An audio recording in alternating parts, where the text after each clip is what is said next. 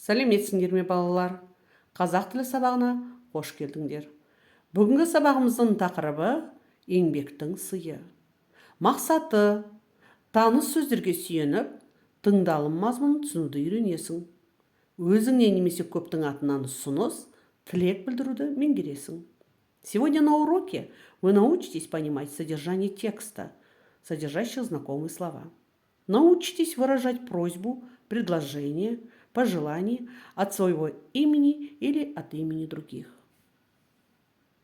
Тақырыптың жаңа сөздеріне назар аударайық. Уәде, обещание. Ол маған келуге уәде берді. Он обещал прийти ко мне. Ұмыту, забыть. Анар үйде кітабын ұмытты. Анар забыла дома книгу. Жауапты, ответственный. Ол өте жауапты адам. Құрмет, уважение, почет. Үлкен кісіге құрмет көрсетті. Проявил уважение к старшему.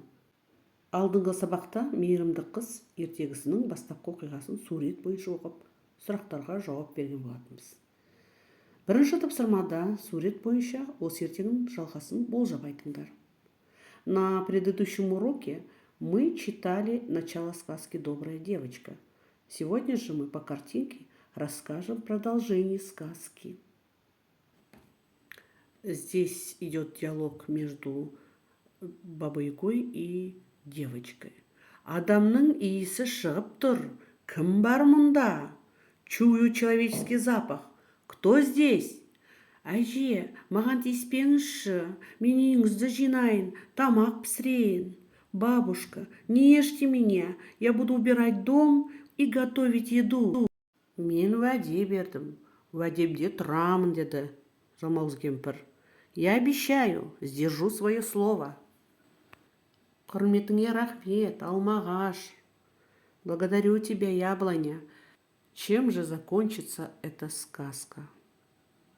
Расскажите. Жарайсыңдар, балалар. Олай болса, мейірімді қыз ертегісінің жалғасын оқыңдар. Өз болжамымен салыстырыңдар. Следующее задание. Прочитайте продолжение сказки и сравните со своим текстом.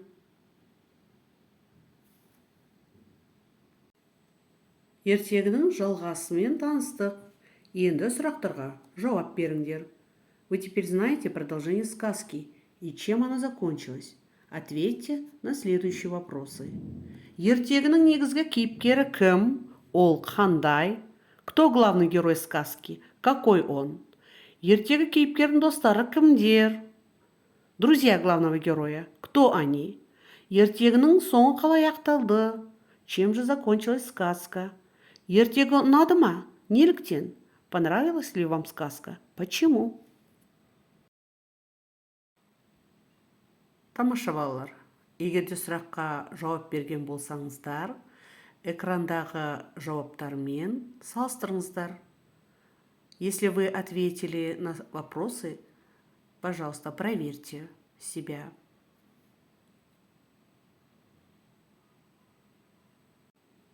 Келесі тапсырмада сөздерді сәйкестендіріп оқыңдар. Соедините глаголы с местоимениями мен и сен. Жарайсыңдар, өздеріңді тексеріңдер. Молодцы, проверьте себя. Осы тапсырмада мен сүртейін, тамақ пісірейін, алайын, барайын деген сөздер ұсыныс ету мәнінде тұр.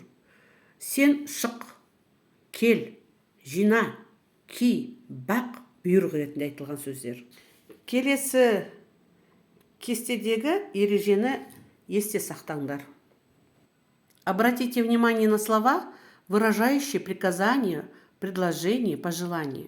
Эти слова используем, когда мы хотим, чтобы кто-то сделал что-то или когда мы даем команды. Образуются путем прибавления к основе личных окончаний. Смотрим на таблицу и запоминаем. Основная форма повелительного наклонения – это форма второго лица единственного числа. Она совпадает с основой слова. Например, сен бар – ты иди. Сен тазала – ты чисти. То есть, как вы заметили, мы отдаем приказ. к первому лицу единственного числа. То есть мен к основе глагола добавляем окончание. Окончание вы видите на экране айн, ин, еин и н.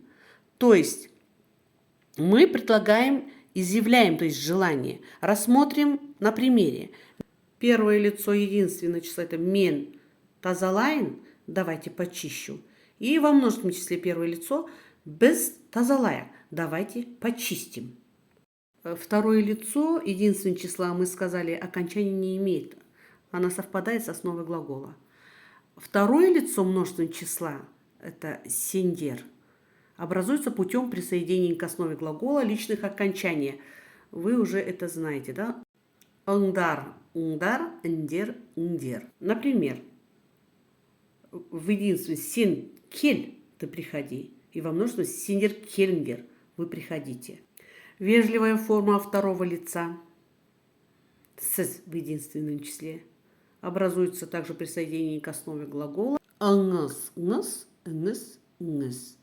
Также во множественном числе «сіздер», «ыңыздар», «ыңыздар», «іңіздер», «іңіздер». То есть рассмотрим это на примере. «Сіз отырыңыз», вы садитесь.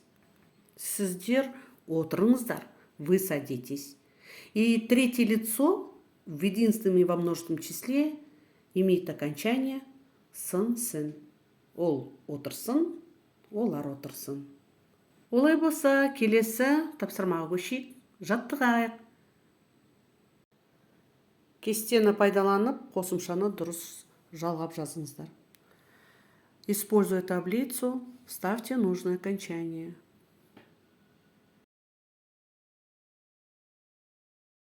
Өздеріңді тексеріңдер. Проверьте себя. Жарайсыңдар, балалар. Үйде оқулықтың 42-ші бетіндегі 5-ші тапсырманы орындап келесіздер. Осымен сабағымыз аяқталды.